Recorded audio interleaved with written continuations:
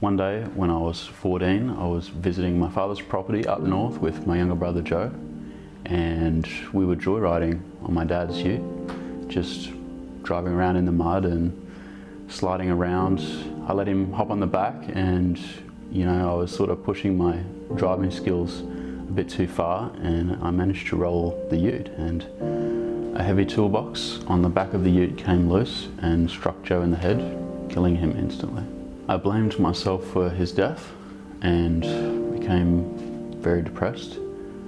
Grief stayed with me a very long time, and I started making some very bad life choices. I stopped caring about my friends and my schoolwork. I began to stay out late, drinking, smoking, wagging school.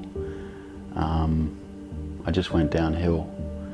I began to experiment with heavier drugs after a while, and at that point, my health went downhill rapidly, especially my mental health, and I began to communicate with demons.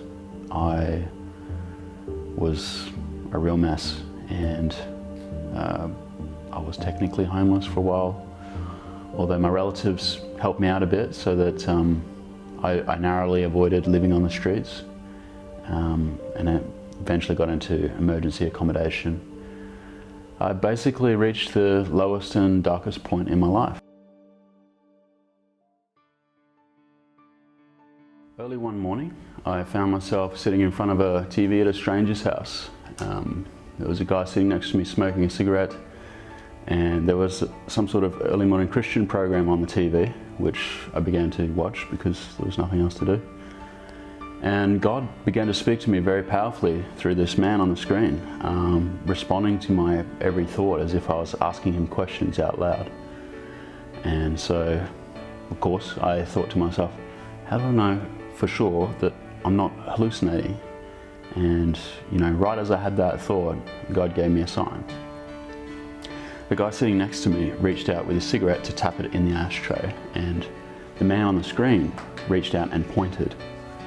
From where I was sitting, they're both pointing at each other, and as he tapped his cigarette, they both tapped their fingers at exactly the same time, 3 times like that.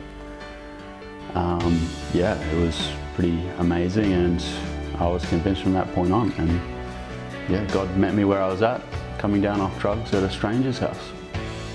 That was just the start of a very long journey. I now had hope for the future.